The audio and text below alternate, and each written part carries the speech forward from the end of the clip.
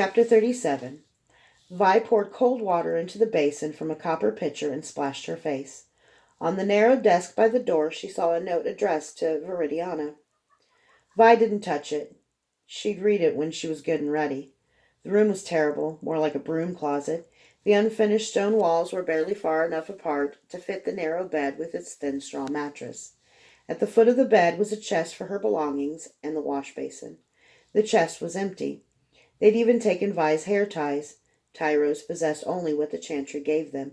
In Vi's case, that meant one ill-fitting white Tyros dress.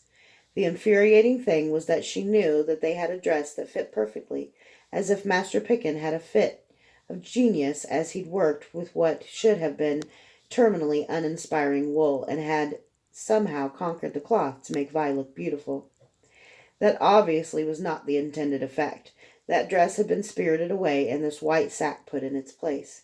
They hadn't bothered tailoring a shift for her. The one she'd woken in was obviously used, if she hoped, clean, and the previous owner had been fatter than she was tall. The shift didn't even come down to Vi's knees. Vi brushed her hair back irritably. They'd taken her damn hair ties. She wasn't going to her lectures.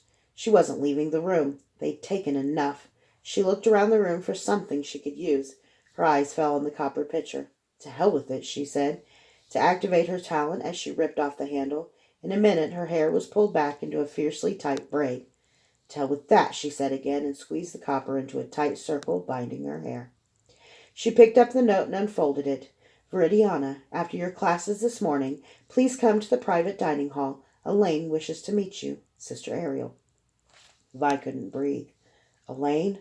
Oh, fuck. She'd known Elaine would show up eventually, but so soon? The door burst open and a wild-eyed, frumpy teenager stared around the room suspiciously, her arms raised as if she were summoning vast powers. What's going on here? The girl demanded. You were using magic. Twice. Don't deny it. Vi laughed, first nervously, then openly, glad for the distraction. The girl was practically wheezing from running. Her cheeks were flushed. Sweat beaded on her pale forehead under dark hair. She was fat enough and short enough that Vi wondered if this lard barrel had been the prior owner of her shift. She was perhaps 15, her white cotton dress edged with blue, and a brooch of gold scales prominent on her chest. You got me, Vi said. You admit it? Vi raised an eyebrow. Of course. Now get out, and knock next time. It's forbidden.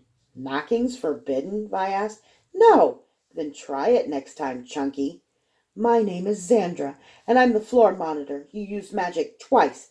That's 2 days in the scullery for 2 days in the scullery for your first offense. And you disrespected me. That's a week. You little shit. Swearing. Another day. They told me you'd be trouble. Xandra was shaking.